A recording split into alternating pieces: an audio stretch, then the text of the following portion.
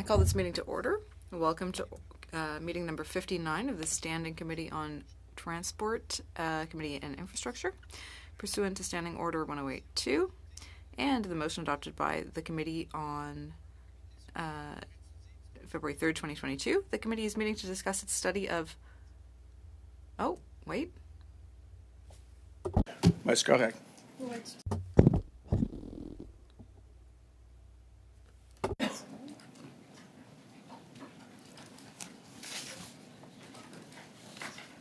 Well, I can do it anyway. That's fine, yeah. I'll just start it over. Pursuant to Standing Order 1082 and the motion adopted by the committee on Thursday, February 3rd, 2022, the committee is meeting to discuss its study on large port infrastructure expansion projects in Canada and air passenger protection regulation. Today's meeting is taking place in a hybrid format pursuant to the House Order of Thursday, June 23rd, 2022. Members are attending in person in the room and remotely using the Zoom application. I wish to inform the committee that all witnesses have been sound tested for the benefit of our translators and interpreters for today's meeting and have passed the test. Appearing before us today, colleagues from the Association of Canadian Port Authorities, we have Mr. Daniel Robert Gooch, President and Chief Executive Officer. From the Chamber of Shipping, we have Bonnie G, or Bonnie Guy. I unfortunately don't know which one that is. I hope I got it right. President joining us by video conference. From the International Longshore and Warehouse Union Canada, we have Robert Ashton, President, joining us by video conference. From the Vancouver Airport Authority, we have Mr. Trevor Boudreau, Director of Government Relations, by video conference.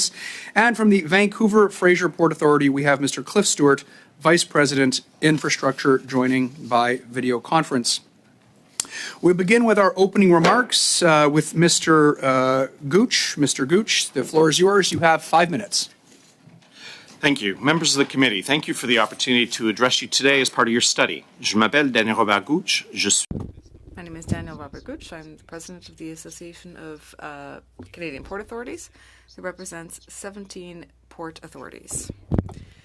I believe that you recently visited a number of our ports to learn more about the excellent work that they are doing to ensure that we have sufficient capacity to support Canadian trade now and in the future. The challenges ports face within the confines of the CPA model is currently structured.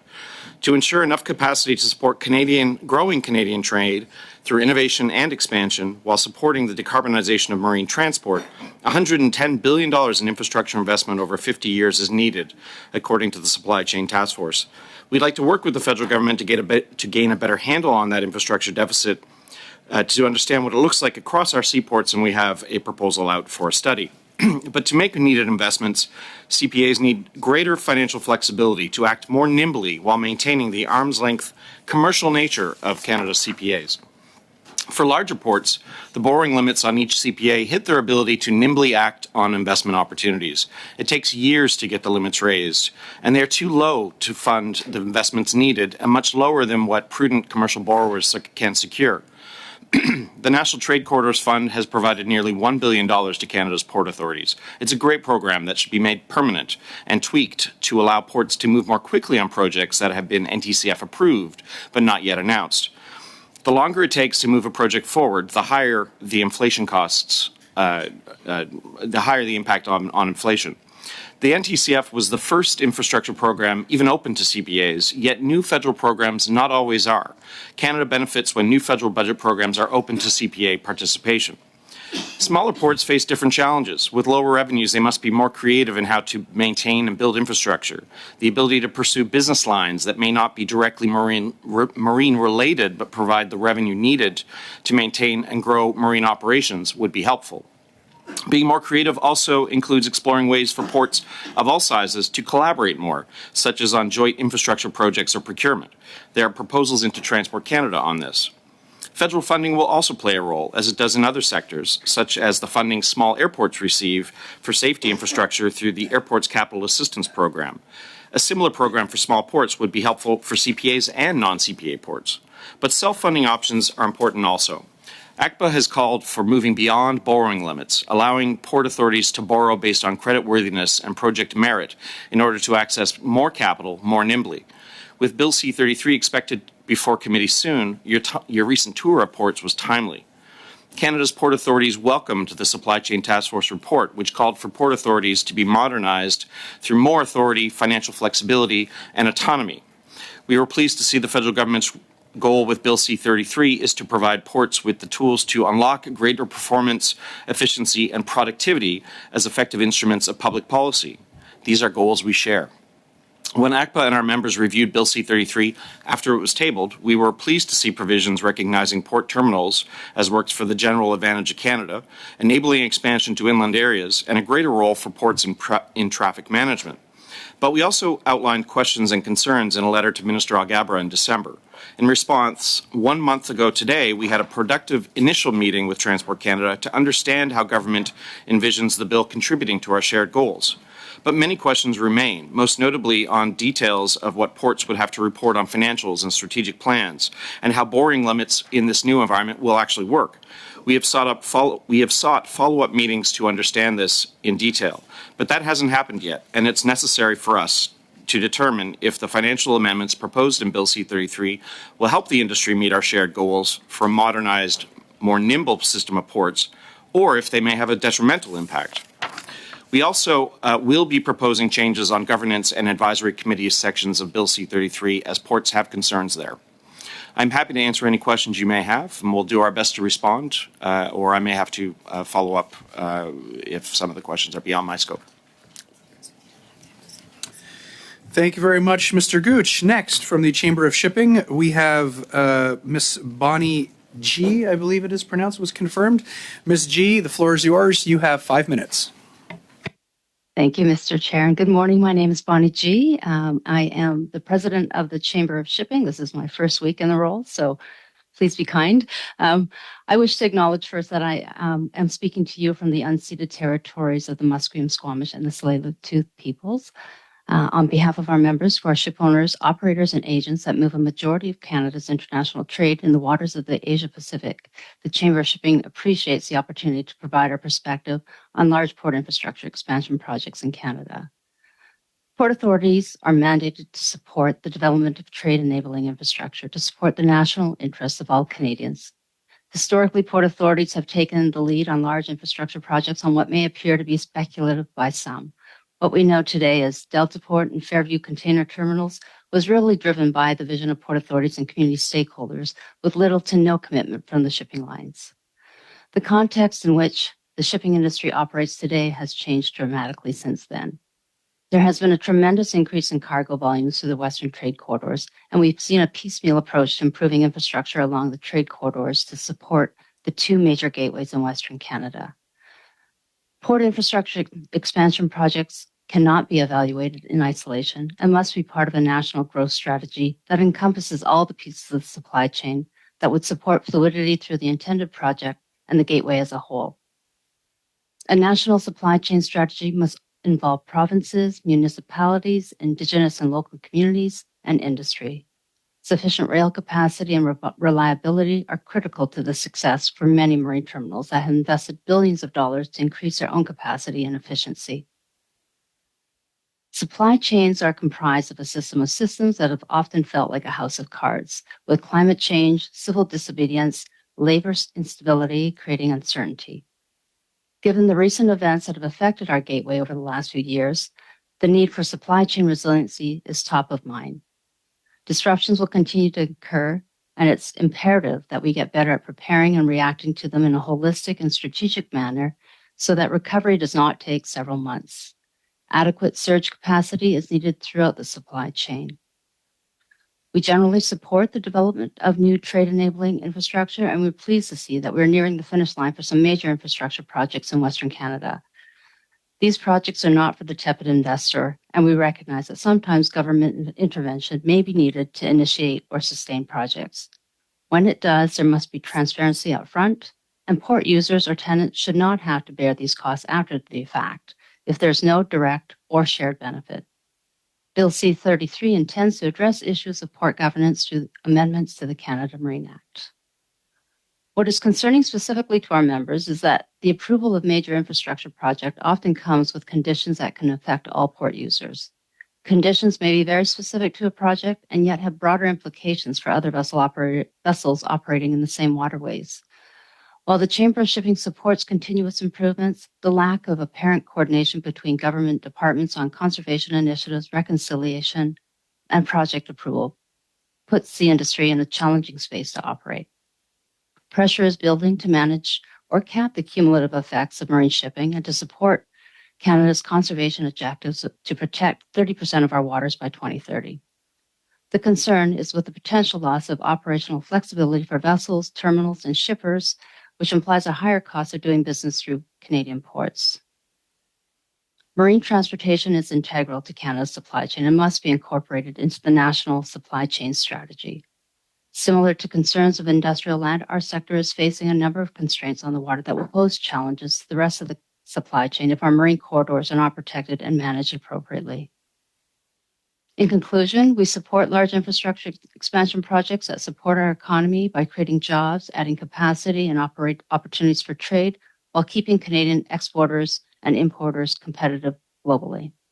Thank you. Thank you very much, Ms. G. Next, from the International Longshore and Warehouse Union Canada, we have Mr. Ashton. Mr. Ashton, the floor is yours. You have 5 minutes.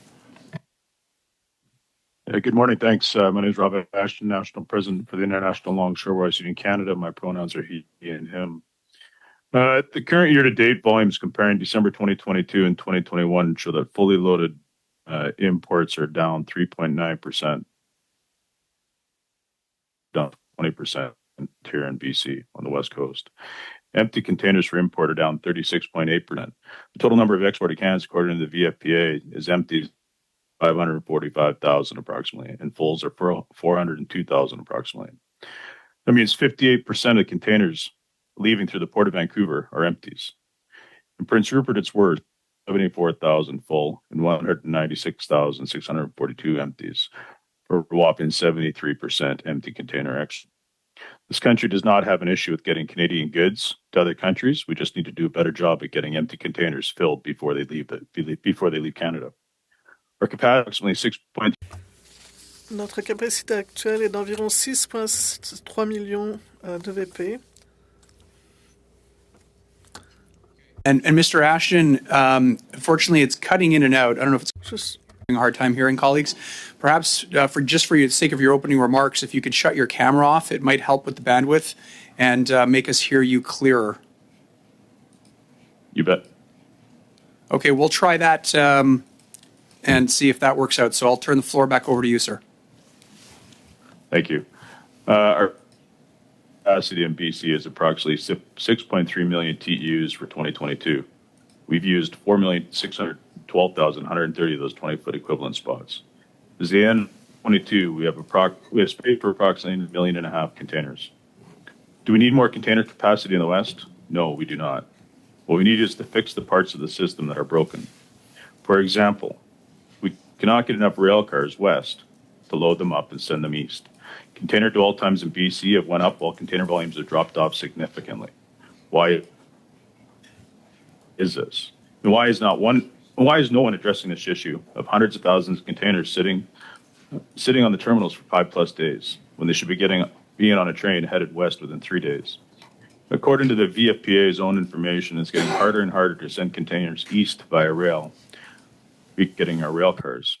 So why build new container terminals that can take 2 million TEUs and that will destroy thousands of West Coast port jobs when all you'll be doing is dumping 2 million more problems onto an already broken rail and warehousing system east of the Rockies? When construction of a new terminal is proposed and the current tenants are paying for it through increased rent, then that terminal should be built in line with current terminals, not in a way that gives the new operator, whomever that may be, an upper hand straight out of the gate. If RBT2 is approved with the current level of automation that is proposed, which is still up in the air because according to the FBA, the third party will get to choose the level of automation. Force the current conventional container terminals to automate as well, just to keep up with the new Greenfield terminal. The LW Canada commissioned a study in 2019 called the Economic Impact Study of Digitization and Automation of Marine Port Terminals, the PRISM report. This report talks about the negative impact of job loss in communities and negative tax implications of both greenfield and brownfield sites. The VFPA brags that it will create approximately 800 full-time jobs at 1,598 hours in a year, which equates to 30.5 hours of work in a year.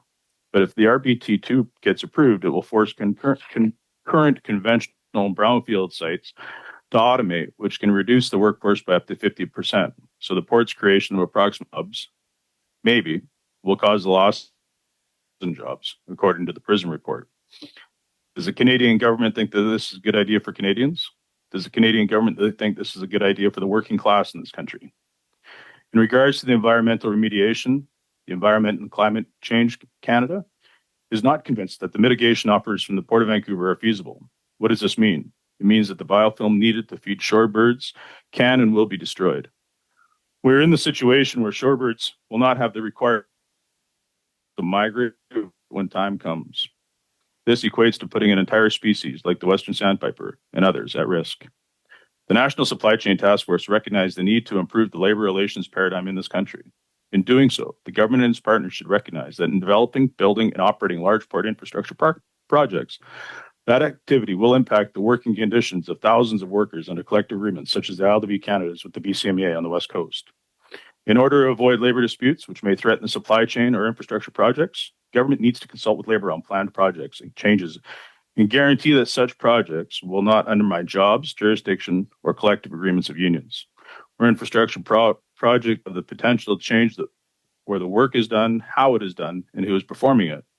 Government must ensure that the project partners under infrastructure projects may not be used to undermine or remove collective agreement obligations. In closing, I offer you this.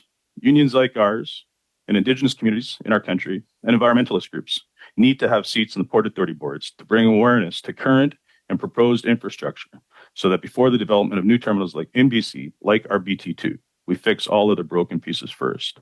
I urge the government to either not approve this project or postpone the decision until DP4 and the Prince Rupert expansion are in the same place in the impact assessment so that all three projects can be put together in the best option for workers and the environment can be determined and acted upon. Thank you for your time. Thank you very much, Mr. Ashton. Next, from the Vancouver Airport Authority, we have Mr. Boudreau. Mr. Boudreau, good to have you back. The floor is yours. You have 5 minutes for your opening remarks, sir. Thank you, Mr. Shefke. Good morning, everybody. Je vous remercie de m'avoir donné. I'd like to thank you for giving me the opportunity to present to the committee today. Joining you today from Vancouver International Airport, which is located on the traditional, unceded, and continuously occupied territory of the Musqueam Indian Band. Before I begin, I'd like to pay my respects to elders past and present. As the committee studies large port infrastructure expansion projects, it's YVR's position that the Government of Canada must take a whole of government approach. Our large port ecosystems are only as strong as the weakest link. And so the Government of Canada must ensure that existing port ecosystem is as efficient as possible to remain globally competitive. Aviation cargo and logistics has always been a vital component of Canada's large port ecosystem. Today, airports are playing an increasingly outsized and strategic role in supporting the expansion of Canada's trade, investment, and supply chain resilience. The high-value goods, products, and essential supplies that are key to international trade must move by air. Historically, 70% of the cargo that moved through our port did so in the belly of passenger aircraft. That is changing rapidly. There's a seismic shift underway to dedicated air freighters in response to changing consumer habits and the need for greater supply chain resilience. Take, for example, one of YVR's largest exports. In just about a month's time, we're entering Dungeness crab season here in British Columbia. And BC Dungeness crab is a highly sought-after commodity in the Indo-Pacific markets. But it's also a commodity that relies on aviation to maintain its freshness and thereby its value.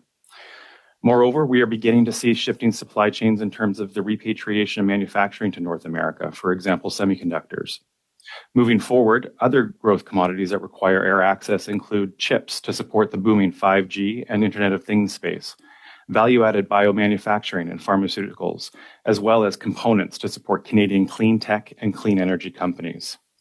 Companies such as General Fusion, who recently relocated their global head offices to YVR. Why? Because they needed access to our strategic location and global connectivity. Canada needs airport capacity and air service access to support these developing trade lanes. And so that's why Canada's airports and air carriers are investing in cargo. Our major Canadian airlines, WestJet and Air Canada, have made significant investments in freighter fleets that are arriving this year. YVR is opening up highly sought after greenfield industrial land for development. We're also investing to expand our own capacity, and this includes building our $150 million airport cargo expansion project, which will facilitate more than $250 billion in trade and investment over the next 20 years. We're also implementing digital solutions, including our new air cargo community system. It's a system that we developed in collaboration with our end users and customers. It's allowing us to improve data sharing, to streamline our operations, and enhance YVR's overall cargo handling efficiency. Before we move to the question period, though, I'd like to leave the committee with 3 recommendations to consider. First, focus, support, and prioritize digital infrastructure and data sharing to create greater visibility, efficiency, and multimodal collaboration. This will ensure that Canada is making the most of existing and future port infrastructure, providing clarity for end users and delivering improved climate outcomes. Impact investment programs like the National Trade Corridor Funds, which other colleagues have mentioned, are critical, but what is more critical is the long-term stable funding for these programs. Second, ensure that the government agencies are adequately resourced to increase their own capacity and to modernize. This will ensure that all agency partners can support future trade growth and adapt to the evolving trade environment without sacrificing their core safety and security functions. And finally, invest in trade-enabling transportation infrastructure now while exploring new multimodal connections in the future. There is an immediate opportunity or need for Canada to invest in bridges, tunnels, and roads. We must also think out of the box to explore better ways to connect businesses with consumers. For example, YVR is exploring the possibility right now of air to marine to rail connections using e-barges to move goods up the Fraser River, a traditional trade channel here in the region.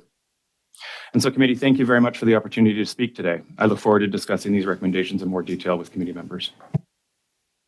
Thank you very much, Mr. Boudreau. Next, unfortunately, we would have liked to have heard from Mr. Stewart, but unfortunately I was just informed by our interpreters that they will not be able to interpret your testimony today due to a lack of the appropriate headset. So, Mr. Miller, we very much appreciate your presence here today, and I know that you will do your best to deliver the opening remarks on behalf of Mr. Stewart and also respond to questions. And I'd also like to offer to both of you that if you don't feel like your testimony was adequate, we do have a subsequent meeting coming up next Tuesday, at which point we can have you come back and possibly answer questions to the fullest extent possible. So with that, Mr. Miller, I'll turn the floor over to you. You have 5 minutes for your opening remarks. Okay, well, thanks very much. I regret this because obviously Mr. Stewart is the appropriate person as the Vice President of Infrastructure to deal with a lot of these issues, and I will do my best to deal with questions, recognizing some of them may be beyond my areas of expertise. Thanks very much for your invitation for us to appear here today. We regret that the committee was not able to visit our port during your recent tour, and we would certainly appreciate the opportunity to host you all in the near future. As I'm sure you're aware, the Port of Vancouver is Canada's largest port, moving volumes nearly equal to the next 5 ports combined. In the next 5 years, we're forecast to grow by an amount equal to all the trade through the Port of Montreal, Canada's second largest port, as new capacity ramps up, comes on stream. We operate in a complex environment with challenging geography and bordering 16 local municipalities and a number of First Nations. Given the growth that has taken place, our ability to finance and build infrastructure is extremely important. We certainly welcome the opportunity to discuss some of our recent projects and a vitally important project which we're hoping to have approved in the near future. When it comes to major infrastructure projects, a significant impediment facing Canada's ports is the challenge of getting an increase to our federally mandated borrowing limits. Current borrowing limits are set substantially below the levels that commercial lenders would view as reasonable and appropriate. Raising borrowing limits is a slow process, usually taking several years. This can make responding quickly to commercial opportunities impossible. Bill C-33 creates a revolving 3-year process for reviewing borrowing limits, but it does nothing to ensure the process will move more quickly than it has in the past. There are 2 significant infrastructure projects which were completed in recent years that I'd like to note. The first was the G3 grain terminal. This was the first new grain terminal built at the port in many decades, and is the first grain terminal on the Canadian West Coast with a loop track. This enables trains to unload without the need to break them apart or remove the locomotive, a huge improvement in the speed and efficiency of the process. The project facilitated investment of well over $1 billion in the Prairie Grain Elevator System and created a highly efficient new supply chain to move grain to the coast and on to customers. Under the provisions of SIA 2012, as the terminal did not require construction of a new berth, the port was able to review the project through our own process. The terminal was approved and permitted in 7 months and completed well ahead of schedule. Similarly, the expansion to the existing Centerm container terminal did not need to go through the federal process, allowing it to complete permitting and move forward in 16 months. The expansion increased the capacity of the terminal by 60%, while only increasing the footprint by 15%. Unlike our recent success stories in advancing projects quickly to completion, our Roberts Bank Terminal 2 container project has been in the federal environmental review process for 9.5 years. We're very concerned that even using low case projections for growth in container traffic, we're now in a position where the port will run out of container capacity well before the new terminal can be completed. The recent slowdown in the sector may buy us a bit of time, but not enough. On a recent trip to Asia to meet with the container shipping lines, my colleagues heard a common refrain wherever they went: they need more capacity. This terminal is strongly supported by the Western provinces, and we're proud that we currently have mutual benefit agreements for this project with 26 First Nations. Like our existing Roberts Bank terminals, the Port Authority plans to build the land and marine structure for the T2 terminal and then lease it to an operator who will build and operate the terminal. The cost of building the land will be recovered through the long-term lease. Another reason we're so anxious to move forward with T2 is to increase competition. Currently, there are only 2 operators with container terminals at the BC ports. We believe by adding a third operator will ensure competitive pricing for Canadian importers, exporters, and consumers. This is particularly important in the strategic Roberts Bank area, where there is currently only 1 operator. This is the only area where there are no height or depth constraints, and the terminal can handle the largest ships, which are now in use or under construction. We do not build the capacity in Vancouver. If we do not build the capacity in Vancouver and Prince Rupert, our exporters and importers will be forced to rely on U.S. ports. This will represent a significant increase in cost, a loss of domestic control, and an increase in emissions, as containers will need to be moved longer distances, and more will move by truck rather than rail due to limited rail capacity across the border. This will negatively impact small and medium-sized Canadian exporters. These exporters, particularly those moving agricultural products such as pulse crops, compete on the world market, where the increased costs involved in using Seattle or Portland would likely make them uncompetitive. Needless to say, we view this project as being essential for the future of Canada's trade competitiveness. Thank you, and I'll do my best to handle your questions. Thank you very much once again, Mr. Miller. We'll begin our line of questioning today with Mr. Lewis. Mr. Lewis, the floor is yours. You have 6 minutes. Thank you, Mr. Chair. Thank you to all the witnesses this morning. Certainly good conversation around the table. Through you, Mr. Chair, and Mr. Ashton, I believe the majority of my questions will be directed to Mr. Ashton.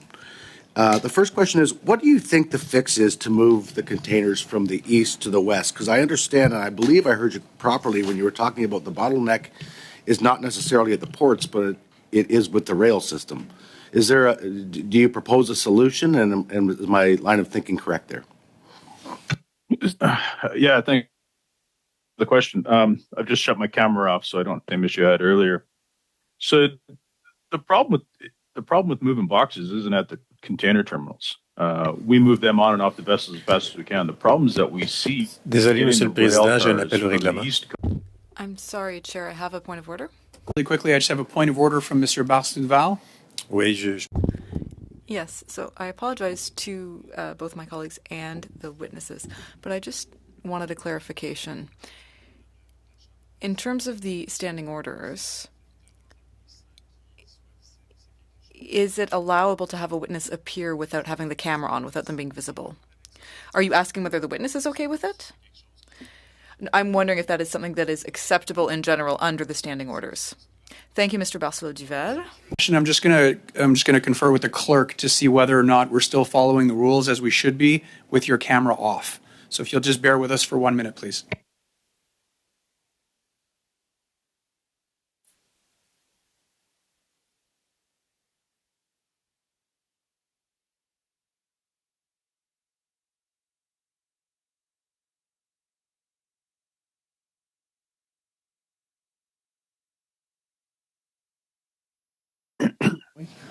Est-ce qu'on est d'accord avec ça? Do we agree? Okay. What we're going to ask you to do, sir, is leave your camera on while we're conferring to see whether or not we're in accordance with the rules and regulations of committee work. And if we see through our interpreters, as well as the members here, that they can't hear you correctly, then we'll just have to stop until we find the answer to that question. So I'll turn it over to you, sir, and I apologize for interrupting your response to the question by Mr. Lewis. And Mr. Lewis, I'll make sure that doesn't affect your time. Not a problem. Sorry about that. So the problem that I see is the rail cars going east and west. We can get the boxes off and get them on rail cars and get them to the eastern provinces. But then the issue is what we're hearing about is the issues in the warehouses in Toronto, Montreal, Chicago. They can't load the containers fast enough to get the rail cars backlogs back there.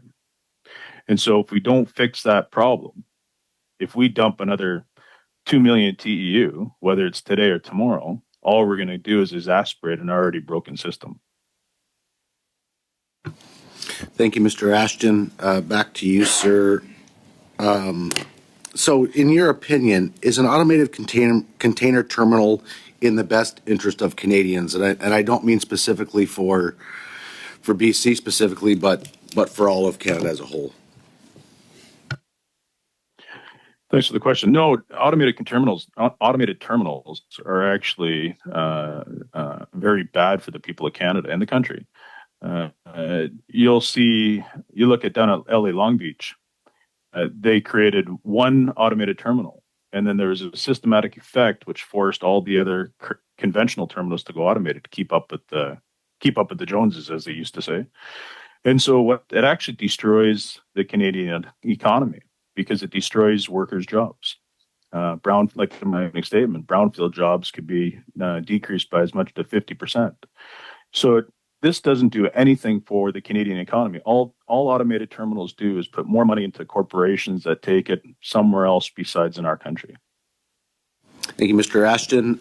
Same question, please, through you, Mr. Chair, to Mr. Miller. The question was, is an automated container terminal in the best interest of Canadians? Well, first I want to say that, there is no reason particularly to believe that this will be an automated terminal. We don't even know who the operator will be at this point. The majority of the way of the business seems to be going to partially automated terminals, where there are still significant numbers of jobs. We had indicated to the union that we, in fact, were prepared to guarantee a certain minimum number of jobs that would be present. So I think it's far too early. This terminal, if it goes forward, which obviously we hope it will, won't be completed for 7 or 8 years. So it's a terminal that will be operated by an unknown operator a long way down the road. So it's very hard to say what will be happening in the business at that point, or which way they will go. So thank you, Mr. It's Miller. really speculation. Thank you, Mr. Miller. Back to you, Mr. Ashton, through the chair. Do you believe the Port Authority can guarantee and offer of 800 jobs when they say the proposed terminal operator has the final say over the level of automation? Not at all. My friend just said that they don't even know the level of automation. Well, the VFP themselves has told us that it's going to be all horizontal traffic on the terminal will be automated. So that's all the tractor trailers, all what we call rubber tire gantries will be all automated. That's hundreds and hundreds and hundreds of jobs gone. Now, Mr. Miller already had stated that there's no guarantee that it'll be automated. Well, that's not what the Port Authority has been telling our union and everybody else, that it will be all horizontal traffic will be automated. And at the end of the day, the 800 jobs, the Vancouver Fraser Port Authority can't guarantee a number, because they've stated to everybody that it'll be the terminal operator, whoever that may be in this Field of Dreams scenario, that they'll have the final say in the level of automation. So it could be 800, it could be 5 jobs, it could be 10,000, but it will be below the 800 number. Thank you, Mr. Chair. Appreciate it. Thank you, Mr. Lewis. To respond to the point of order posed by Mr. Barcelou-Duval, if the sound and the video work well, then typically the committee will move forward with that approach.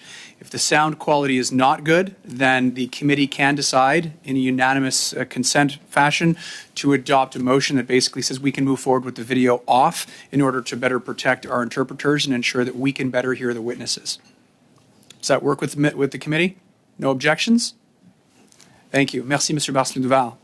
Next, we'll go with Mr. Iacono. Mr. Iacono, vous avez 6 minutes. You have 6 minutes, Mr. Iacono. Go ahead. Thank you, Chair. And I'd like to welcome all of our witnesses this morning. My first question is for Mr. Gooch.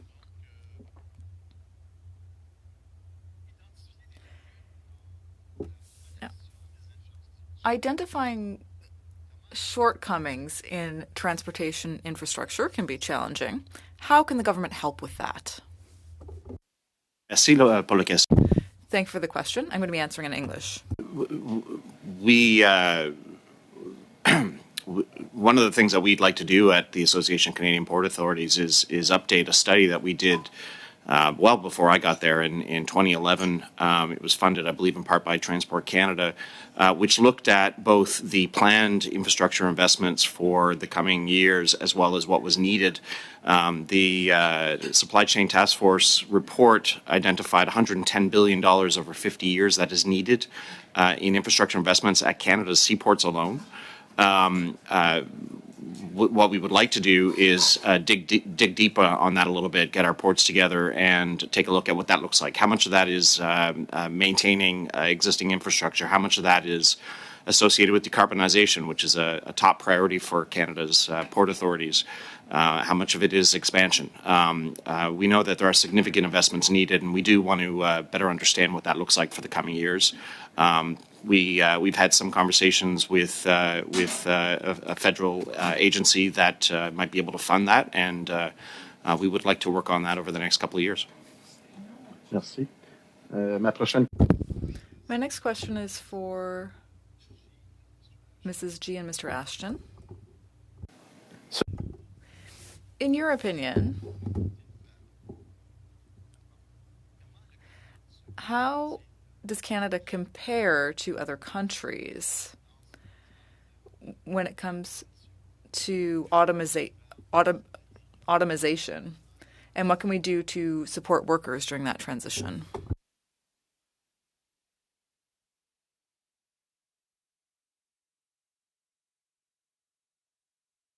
Do you want to take this, Bonnie, first? Or do you I want was me going to defer to you, Rob.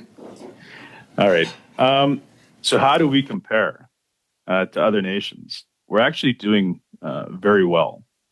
You see, we have some levels of automation at our current container terminals that have been negotiated between the terminal operator and the union. Now, what that's done is actually created more space on the terminals. It hasn't just been a steamroll effect of automation at our terminals. It's been negotiated, and it's been dealt with appropriately to protect workers' jobs as best we can.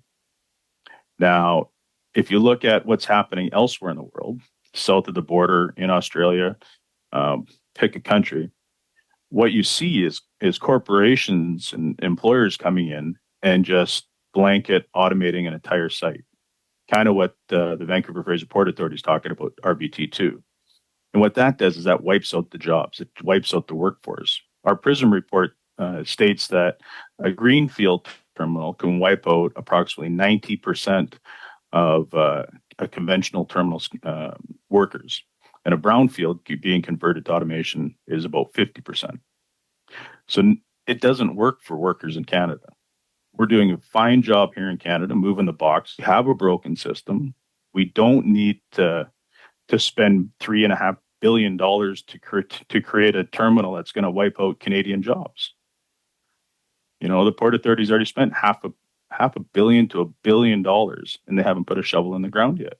The money's got to stop. Like the feds have to put a plug in this sinking ship that is RB2. Thank you. Mr. Gooch, Mr. Miller, would you like to comment on this question as well? Certainly. I mean, this suggestion that somewhere a decision has been made that this is going to be an automated port is just not true. That is not a message we have been sending. It's not something that that we actually know at this point. It's just not accurate. Going forward, we are in a position we will put out a tender for an operator. We'll be able to put conditions on that tender, and that way we would be able to guarantee jobs. So it's just it is misleading. I would also object to the suggestion that the system is broken. There are major issues. A lot of them are relatively recent. There are issues in terms of warehouse capacity in Eastern Canada. A lot of that is linked to people over-ordering during COVID and post-COVID, not picking up their loads. Warehouses get backed up. The railways don't have any place to put the loads, and they don't want to move them until they've got some place to put them. So there's no question there are problems. But also there was a delay in terms of building a new terminal in the Milton area, which has not helped matters any. But realistically, this is not a long-term problem, and to suggest that because of this problem the system is broken is just not accurate. If I may add, the only comment I would make is, and this is very general, is we don't build infrastructure for today. We build infrastructure to ensure Canada has the capacity it needs 10 years from now for the future. Merci, Mr. Gooch. Thank you, Mr. Gooch. Mr. Gooch, did your members benefit from the National Fund for Commercial Corridors? And if so, could you give us a few examples? Is that a reference to the National Trade Corridors Fund? Yes. Excuse me. Port authorities have received nearly $1 billion in funding through the National Trade Corridors Fund. It is a great program. We'd like to see it be made permanent and capitalized continuously. We would recommend some tweaks. In particular, the way the fund works right now is applicants are told when the project has been approved, but until the announcement is made publicly, they can't spend any money, and that can end up being months of delay. We're in an environment in which construction costs, material costs are, inflation is quite extensive, and that's a concern. Merci beaucoup, Monsieur Iacono. Thank you very much, Mr. Iacono. Next up, we have Mr. Barcelot Duval. You have 6 minutes. Thank you, Chair, and thank you to all of our witnesses for being here today.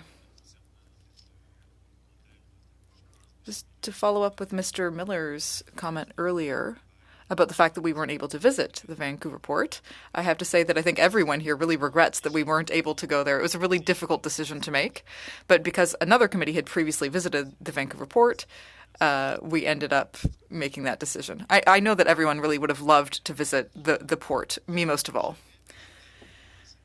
So I think my first question will be for Mr. Daniel Robert Gooch.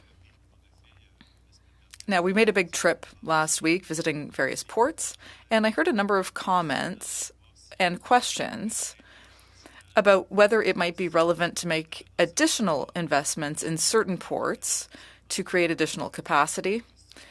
For example, ports where there's a lot of traffic and congestion, whereas some other ports could take some of that traffic. So I'm wondering, would it be good to make those investments in ports that have congestion? Or, my question might be, could that also have an impact on the fact that, sometimes there are ports in the U.S. that we're in competition with? Maybe you know the market better than I do, and you could explain the fact that, some ports are really congested and others are not. How does that work out? I don't really know, so I'm asking you the question.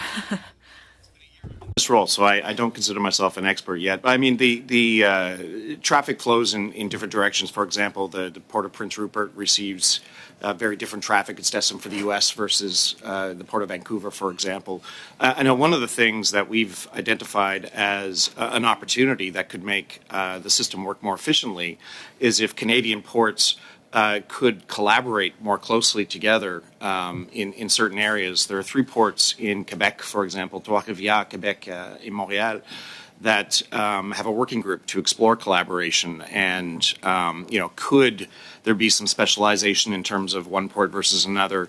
There are some limits in the Canada Marine Act, as well as competition law, that limit how far they can go.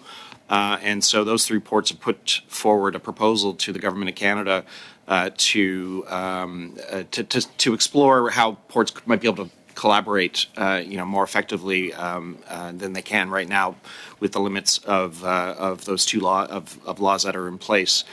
We do understand that the Government of Canada has launched an RFP for a study on the complementarity of ports, which seems to be a response to that. And so we look forward to seeing the outcome of that work. Merci. Peut-être ma question était... Thanks. I think maybe my question was a bit too broad, so I'll try to be a bit more specific. Do you think it would be a good thing to prevent certain ports from increasing their capacity, if they are at full capacity already, given that there are other ports that are not meeting capacity? What I would say is one of the things we've been calling for since before I joined ACPA, and it echoes a call that Madame G spoke to earlier, which is a national transportation supply chain strategy. One that is well thought out, that involves all the stakeholders, the shippers, the ports, the railways, everybody in the supply chain, because there may be some specialization that might be appropriate in the system. I understand from our port CEO in Halifax is from Australia, and they have a system like that. And at least in that particular case, it does, guard against investment where investment's perhaps not the most appropriate. Peut-être, Monsieur Miller, vous auriez... I don't know if you might have something to add, Mr. Miller? Well, I mean, we obviously have an extremely diverse port. There aren't many ports in the world that handle as wide a variety of commodities and products as we do.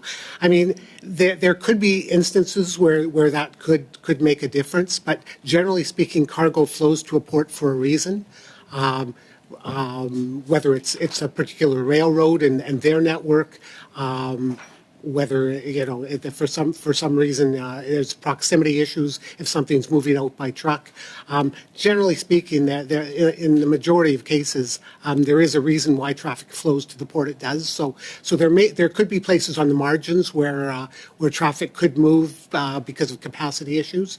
But I think overall, I'm not sure that would be a terribly successful strategy. Il me reste encore du temps. Do I still have time? 1 minute? Okay. So my last question would be for Mr. Gooch.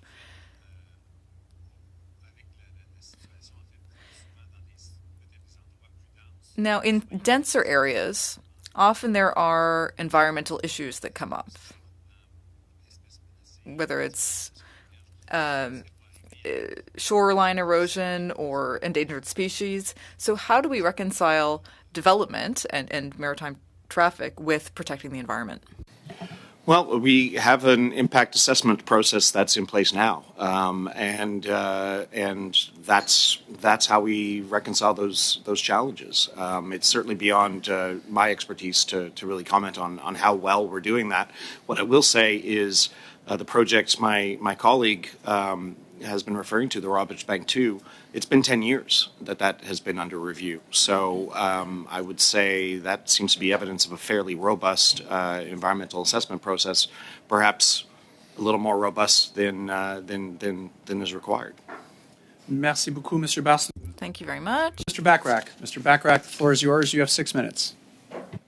Thank you, Mr. Chair, and thank you to all of our witnesses. I'd like to begin with some questions for Mr. Ashton. Mr. Ashton, in your opening comments, you talked about a desire to see working people, the people who load ships and unload ships at our ports across Canada and ensure our ports are efficient and and operate well, to see those people reflected on the boards of port authorities. We're currently considering legislation that looks at board governance. Could you speak to what you see as being the benefits of having working people reflected in the membership of the boards of directors, and perhaps some examples of where that's been successful?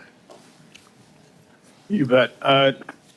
Currently, in 4 ports on the west coast of the United States, there are including our international president and our national president, that currently sit on their port authority boards, or port commissions, I think they're called down there, and they're able to make decisions together. They're able to. The union would be able to bring any issues that we know of to the table. The same with Indigenous groups, if they have seats on the Port Authority boards elected by the Indigenous groups in that area, and same with environmental groups. Because we can bring stories, like, especially the union can bring stories like, for example, what happened in the Port of Auckland in New Zealand. The Port of Auckland completely got rid of all their plans to automate because of the cost, because they know automation is a failure. And so we can bring this to the table. And currently that can't happen because we don't have the seat at the table. Mr. Ashton, I understand that the Vancouver Fraser Port Authority made an offer to the ILWU of maintaining 800 jobs at the proposed Robert Bank Terminal 2 expansion project.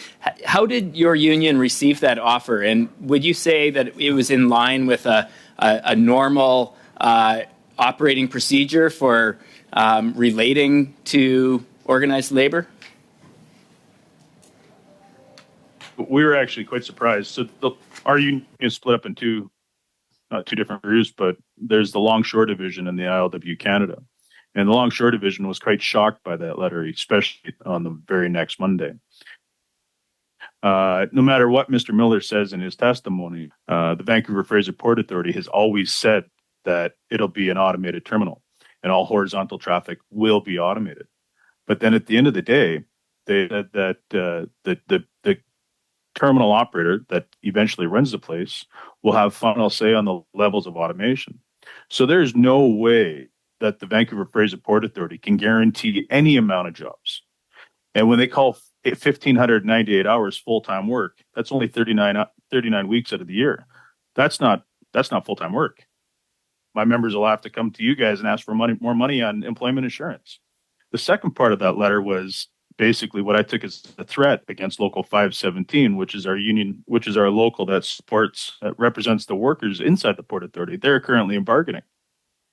And the Vancouver Fraser Port Authority I took as a threat that this would affect their jobs. They can't do that in collective bargaining. So that whole letter that they sent to us was way out of the norm and, quite frankly, offside. And I understand that in that letter, there was a statute of limitations on your response to the offer of 800 jobs. How long did the Vancouver Fraser Port Authority give the union to consider the offer?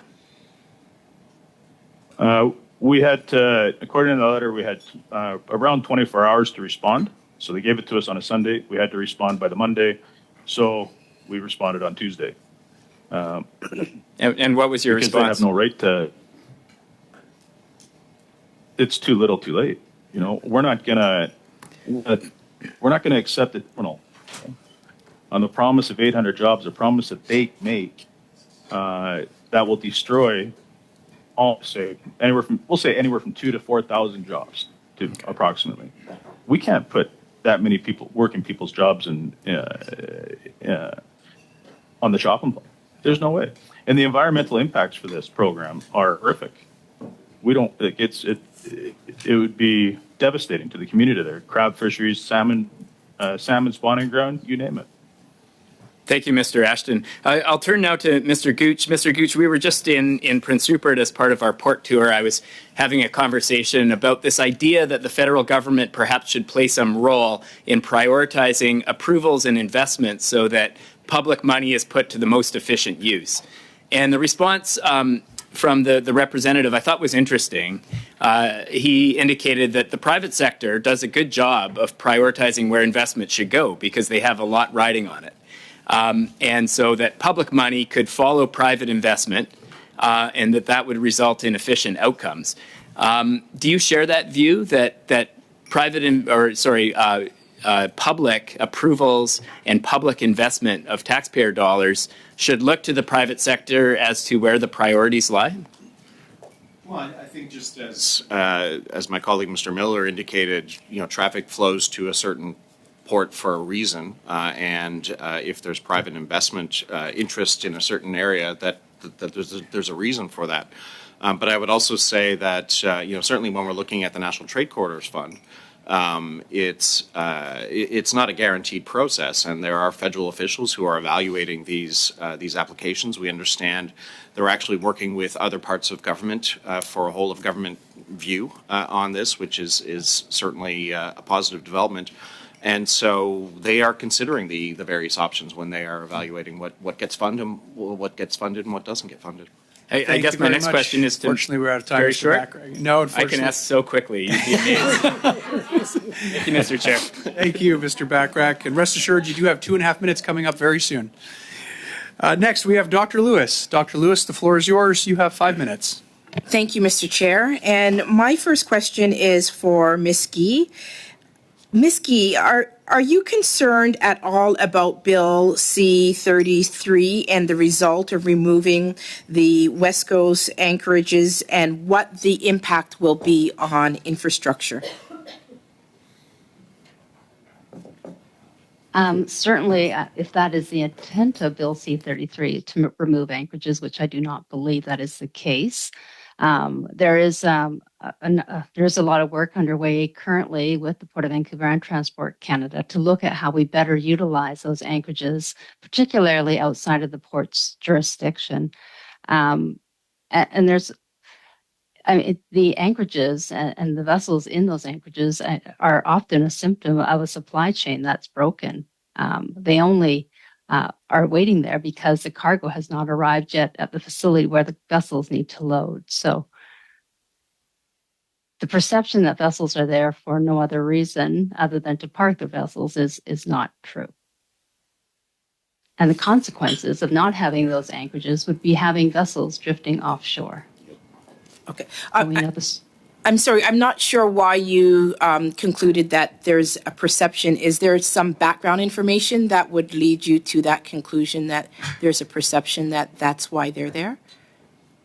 I think many people don't understand why the vessels are sitting in the anchorages and that they are integral to the supply chain and the movement of exports from Canada, and particularly grain.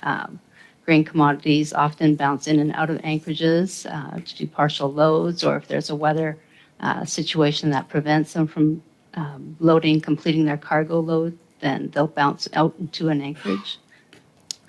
You also spoke about the lack of coordination between the ports. I would like for you to elaborate more on that, and specifically with respect to how you see technology could improve this coordination, because this is something that we also witnessed in visiting the various ports. We were surprised to see the lack of harmony and integration and coordination between the various ports. Yeah, and not just between the ports, but with the federal departments as well. Our vessels provide 96-hour advance notice to, I think, 8 different departments, separate reports. There seems to be no coordination in terms of managing the arrival of vessels and clearing the vessels in.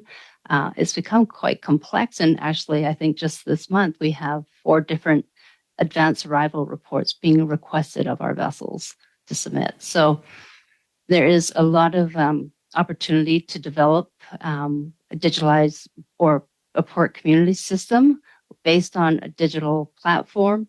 I think Canada is actually expected to have a national single maritime window in place by January 2024. I don't believe there's been any or enough effort being put into that, so I'm not sure where we'll be in January.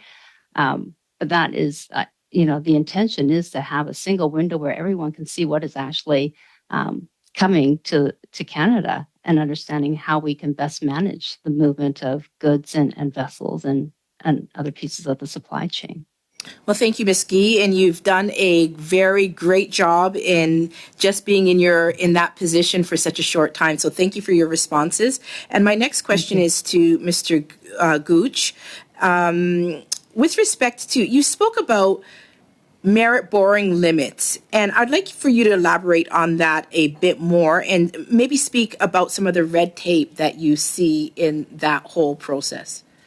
Certainly my colleague from Vancouver can add to my comments, but it takes years. There are fixed borrowing limits in the letters patent for each of our CPAs, and it takes years to change them. And my understanding is they represent maybe half of what an organization that doesn't have limits would be able to borrow. And so when it takes years to change a borrowing limit, private capital is just not going to wait that long. And so it's an incredibly cumbersome process. We would recommend that that borrowing limits be eliminated and that projects be considered in terms of financing on the merits of the project as well as the creditworthiness of the organization that is putting forward the proposal. Mr. Boudreau, can you speak just briefly about the data sharing and the end user climate outcomes that you raised in your testimony? Yeah, thank you, Ms. Lewis. So we have invested significantly in YVR in our entire operation. On the passenger side, we launched a digital twin in 2021 that is helping us with our passenger terminal. On the cargo side, you'd be forgiven if you came to YVR's Cargo Village, and I am disappointed, unfortunately, the committee couldn't make it out here as well when you were out here in BC. But you wouldn't be surprised to know that it looks very much like 1984. There's a lack of coordination, lack of visibility. And so we worked closely with our Cargo Village partners to explore a pilot for an air cargo community system, one that would give a little bit of greater visibility to what's coming in and what needs to go out. Currently, right now, on a day, you will see a large number of trucks come on to Sea Island. That creates congestion. They sit there idling while they're waiting for their cargo to go. And it's very not efficient. So one of the first use cases we've had for the air cargo community system is a truck slot management system where we can tell the trucks when to come on so they can optimize their time here and optimize their time getting off the island. And then the community benefits because you don't have the congestion on our bridges on and off the island. If you've been here, you know we're an island, so we're connected by several bridges, so we need to make sure those bridges are clear and moving efficiently. Thank you very much, Dr. Lewis, and thank you, Mr. Boudreau. Next, we have Mr. Rogers. Mr. Rogers, the floor is yours. You have 5 minutes. Thanks, Chair. And thanks to the witnesses here today and the people online. Mr. Gooch, we had many groups present to our, when we did our report on supply chain. What do you see as the most important priorities that were identified in that recent supply chain task force report? Well, for us, there was a recommendation on providing port authorities with greater financial flexibility through more autonomy and authority, and that speaks to what I was speaking to with Dr. Lewis in terms of the borrowing limits and moving to a model which is more flexible. Mr. Boudreau just spoke to what Vancouver Airport Authority is doing to improve the efficiency of its operations. Well, they operate under a very different regime when it comes to financing. The airport authorities do not have the challenges that we've identified at the port authorities when it comes to raising capital. They're much more flexible in terms of what they can do.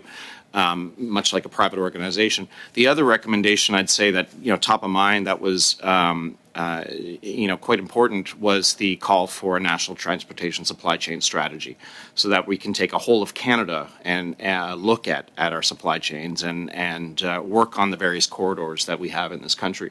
The Great Lakes, for example, is an interesting case study because they have unused capacity. There are a lot of opportunities to more efficiently flow goods down the St. Lawrence and within Canada as well. But we really need to take a strategic look at it because there are many impediments that are not connected to each other that we would have to overcome to really maximize the use of that fantastic asset we have, which is the Great Lakes St. Lawrence system. So that strategy then would be equally, very important going forward to have that discussion. We visited ports recently that have long-term visions for like 30 years out, 50 years out for Canadian ports in order to mitigate and what do you see as the kind of vision you see for these ports that would mitigate future supply chain issues or problems or challenges? Well, I was visiting one of our ports, and they have an interesting story. They have enough capacity, they have enough land to have the capacity to handle the next 50 years. They don't need to physically expand the footprint of the port, but they need to move some things around. They have an opportunity to expand, they have an opportunity to relocate, for example, some of where their cruise operations are. Now, that would be an expensive part of a project because it would entail a physical building that passengers could flow through. But that would open up container capacity. Now, the costs associated with the container capacity are quite minimal. But that's where the value is. You get the value in financial, from a financial perspective on the container capacity. The costs are on the passenger side. The borrowing limits don't allow them to finance this as a complete project, which they would be able to if they operated like an airport authority, if they had the financial flexibility of an airport authority. And the National Trade Corridors Fund only funds the movement of goods, and so they couldn't use that for the cruise facilities. So they're in this strange situation where they have all the capacity they need, but the constraints of the model make it challenging for them to move forward to do what they need to do. Okay, thank you. Mr. Stewart, we talk about conflicting views, of course. We hear them here today as to what we need to do going forward. Can you describe what kind of consultations you currently undertake when proposing expansion projects or when changes in how you operate? What is your understanding of how C-33 would change consultation? Sorry, is that? For Mr. Stewart. Yeah. Mr. Miller, sorry. Yeah. We currently have in place pretty extensive system of consultation committees with the local municipalities, with First Nations, with residents in the area. So we really already have most of what C-33 envisions in place. I think what they envision is a challenge for some of the smaller ports, but who just don't have the staff to deal with some of what they feel they're being asked to do. But we, in an area like ours, where we're dealing with 16 municipalities and numerous First Nations, I mean, we've developed over the years a pretty robust system in terms of consultations, and it's worked quite well for us. Thank you very much, Mr. Rogers, and thank you very much, Mr. Miller. Prochainement, nous avons Mr. Barcelot Duval. Next, we have Mr. Barcelot Duval. 2.5 minutes. Thank you. So, again, I think my question will be for Mr. Gooch, but Ms. Guy might also want to follow up. We know that maritime transport is growing. A lot of people believe that it will be a good method of transport that will actually emit fewer greenhouse gases per kilometer traveled, but still it does create impacts, notably on biodiversity.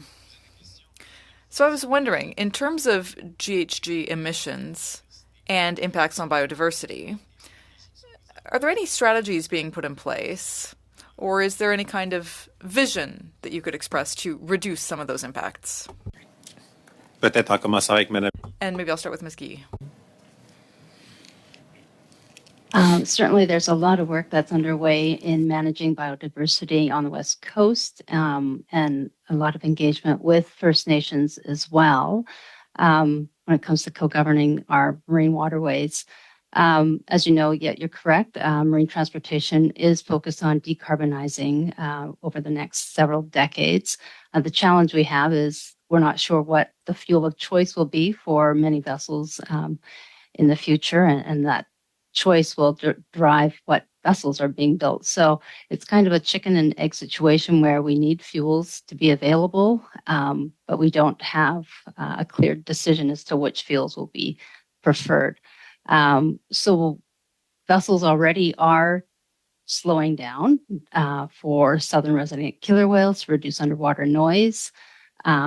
What's happening with new marine protected areas, there is a discussion around minimum standards of what can actually happen in marine protected areas.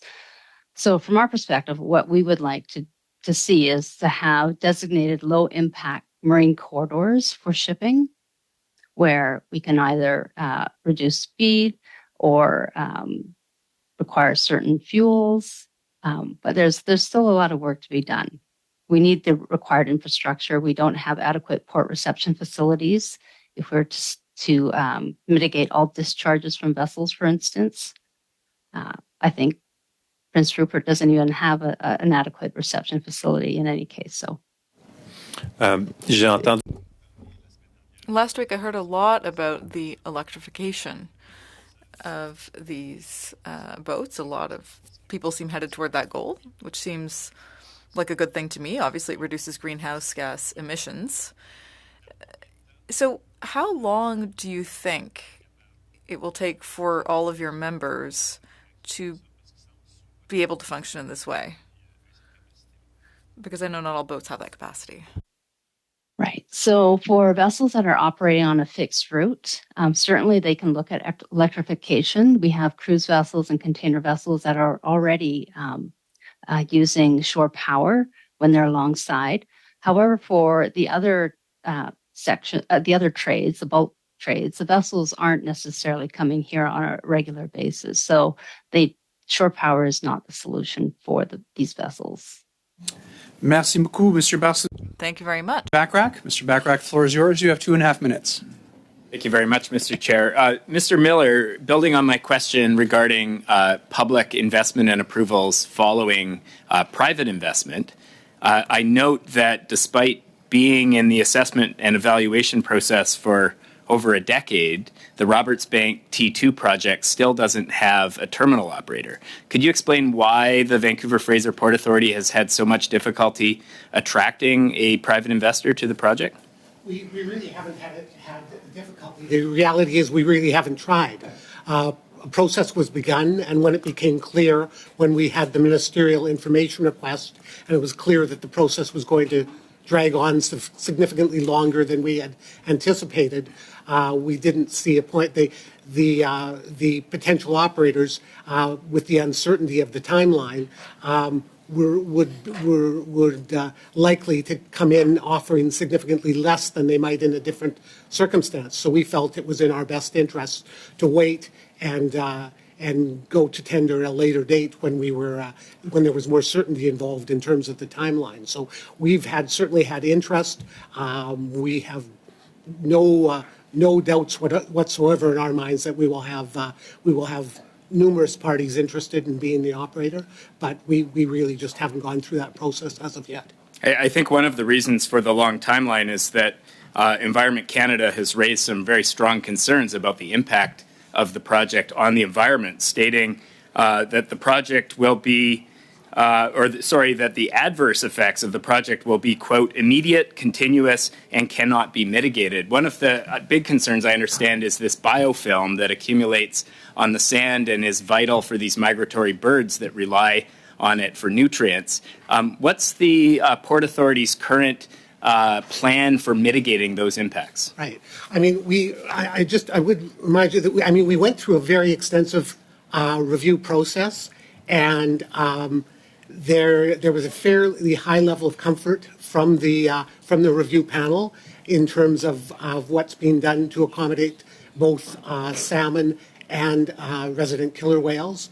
In terms of biofilm, there was one question where they felt that they did not have enough information to reach a conclusion, which was not in terms of the quantity of the biofilm, it was in terms of the quality of the biofilm. Certainly we've had numerous experts in the field who agree with us in terms of the lack of impact, and the First Nations in the area certainly agree with us. It's interesting that there's great interest in First Nations in Indigenous knowledge when it agrees with the department. When they disagree, they suddenly don't want to talk to them. But no, what we did is when they said that the impact would be immediate, we made the offer that we would build, in effect, the shell of the facility, and we would stop, we would take a break, which we'd have to do in any event because of fishing seasons and crabbing, and that there could be a monitoring process. And if there were signs of impact that couldn't be mitigated in other ways, that we would pull it out. That's how confident we are. Thank then you. all of a sudden, the Unfortunately, I'm gonna have department to- came back to us and said, well, maybe not immediate. We really need a few years. So that's the frustration we've been dealing with. Thank you very much, Mr. Miller, and thank you, Mr. Bachrach. Next, we have Mr. Muse. Mr. Muse, the floor is yours. You have 5 minutes. Thank you. I'm intrigued by the conversation that we've had around borrowing limits and borrowing capacity and financial flexibility, because what struck me, and these are just two examples, and they're not even the biggest ports, on our tour of ports, I mean, St. John, their borrowing capacity is $8 million. It takes them $13 million to build a pier. $8 million will buy 3 houses in the GTA. Hamilton Port, which is close to my heart and close to Mr. Badaway's heart, because it takes in Niagara and has great opportunities for short sea shipping, has a borrowing limit of $45 million. They're going through the process now. Of course, it's lengthy to increase that. But, that's a port that has $4 million worth of $4 billion worth of cargo going through it, and 40,000 Ontario jobs attached to that. So maybe you can elaborate a bit more on why Bill C-33 is some of the shortcomings it has. And I know you've talked about that briefly in your opening testimony, and maybe some of the other shortcomings of Bill C-33 or missed opportunities. As we look at that, Mr. Gooch, and then maybe Mr. Miller from the perspective of the Vancouver Port, which we didn't get a chance to get to. Thank you for the question. I would say that the financial aspects of Bill C-33 is where we have the biggest questions about the bill. We first saw the bill when it was tabled in the House of Commons and reviewed it and addressed questions and concerns in a letter to Minister Alghabra in December. We did have a good, productive meeting with Transport Canada officials actually 1 month ago today. But we have big questions about how the borrowing process will work. There is talk of, there's extensive new financial reporting requirements in the bill that's proposed as well. Ports are already reporting significant amounts of data on a quarterly basis. We don't have an answer to the question of, is what's being provided today sufficient to meet what is desired, or is it an onerous new requirement in terms of reporting? We've been told that it's meant to inform a borrowing process that will be a borrowing limit process that'll be more dynamic and more responsive to changing business environment, but we don't have the answers on what that looks like or how it works. So it could be, if the reporting requirements are similar to what is happening today, if the borrowing process is more dynamic than the hard limits that we have today, could be an improvement. It's not what we were asking for, but we simply do not have the answers, and hope to get them before we come back before this committee, because otherwise we can't say whether this bill is a modest improvement or if it actually might be quite negative. Mr. Miller? Sure. We certainly have some concerns with the governance provisions. We feel the system has worked well. We don't understand why the minister is being given the ability to appoint the chair. We think it's quite important that the board have confidence in and be comfortable with the chair. The minister has assured us that he would consult with the board and would, in normal circumstances, follow their recommendation. But of course, that doesn't mean future ministers will take the same course. So that's a concern. There's a significant part of the bill that is of particular interest to us that deals in terms of ability to gather data and in terms of putting in place a new vessel management system that we're currently working on. The concern there is not the bill. The bill basically creates the shell in which to build. It's really all going to come down to the regulations and potentially changes to our letters patent in terms of whether it will actually give us the powers that we need to enforce what they're asking us to do. And I imagine my time's running down. So, okay, well, there we go. We'll make it quick. There was some commentary about, U.S. ports, and obviously that's a threat that we're going to bleed business to U.S. ports if we don't get this right and we have these kind of constraints here in Canada. And so maybe you can do an assessment of how much of a threat that is and I mean, as we look at our national supply chains, and the comment was made that there isn't really a coherent strategy, and I note that none of the immediate recommendations of the task force have even been implemented. So, you know, what kind of threat are we facing from U.S. ports?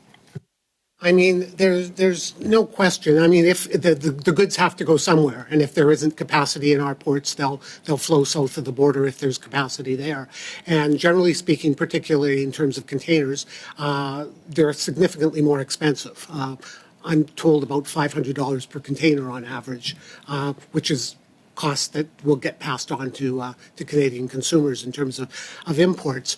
But it's also a question of access. I mean, there really are very limited cross-border rail routes.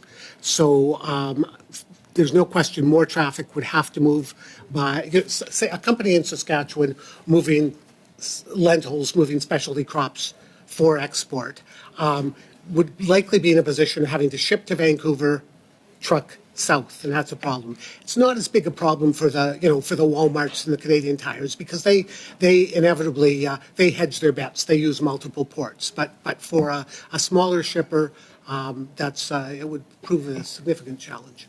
Thank you very much, Mr. Muse, and thank you once again, Mr. Miller. And finally, for today, we have Mr. Badaway. Mr. Badaway, the floor is yours. You have 5 minutes. Thank you, Mr. Chairman, and welcome, fellows. It's great to see you again. First off, I want to base my questions as well as comments on assumptions and expectations. And what I mean by that is moving forward in an attempt to come forward with recommendations that will attach to the business of moving trade in 2023 and well into the future, getting away from somewhat the archaic system that we have in place today, and mostly because of the fact that everyone's working in their own silos to different methods of transportation, number one, and number two, in a national versus binational manner. So when we look at that, and we've heard about amending the letters patent, expanding financial capital leveraging, borrowing limits to enable you to satisfy your business and strategic plans, again, moving forward. So with that said, and I guess the first question is, can I assume that you've established strategic plans? And with that, obviously individually, but more importantly, integrated supply chain, multimodal strategic plans. Again, 2023. And with that, strengthening the port's multimodal capacity. That includes water, rail, air, road, and therefore national and binational supply chain fluidity. I'll say this. This is extremely important to me. This is an important study for this committee. It's one of the reasons why I sit on this committee. And with that, it attaches to my riding, to Niagara. That's our niche. And how do we better that? How do we strengthen that? Southwestern Ontario, Hamilton included. Strengthening supply chains domestically, therefore strengthening binational, international trade performance. And discussions, quite frankly, I ought to expect that are going to be undertaken in the next 2 days with the President's visit. So going back to my question, one, strat plans, integrated, multimodal, binational, as importantly as national. And then attached to that, secondary plans, capital asset management plans, that strengthen your capacity and sustainability of your strat plans through strategic, integrated, multimodal, binational, not just national, capital investments. That's my first question. Well, a port authority is really a convener of many different parts of the supply chain that come together, and so locally, absolutely, they take a very strategic view of how all those pieces fit together, and certainly Hamilton in your backyard has been quite excellent at that. What we would like to see, though, is the next step, which is going beyond the actual port itself and looking at the various corridors that are involved. And that's where a national transportation supply chain strategy, and we know that the department is working on something of that nature now. That's where it's really needed to put all the pieces into a national context. I think my colleague may speak to the Vancouver context of that a little bit more effectively than I could. Sure. I mean, we certainly have strategic plans in terms of our own operations, but we are limited in terms of legally. Our jurisdiction only goes so far. I mean, we certainly work with the supply chain partners, but binational. I mean, we do work with Seattle, for example, on some environmental programs and things of that sort. I wouldn't say that there is no dialogue, but frankly, I mean, we really don't have any jurisdiction to work in those areas. We do work closely with the railways. There's been a lot of strategic work done in terms of the prioritization of the various proposals for funding under the Gateways program. Much of that reaches beyond our jurisdiction, and I think we have done a good job of addressing some of the worst bottlenecks in the system. But every time you address one, the next one pops up, and sometimes as that happens, it becomes less clear. Everybody knows the worst ones. I've only got limited time Yeah. here, so I'll get to the crux of it, and I guess trying to come out of this with some meat in the bone with respect to the takeaways, next steps. So if I'm hearing you right, one is that the discussions can be moved forward with respect to ensuring that your individual strategic plans become more integrated and more multimodal in nature.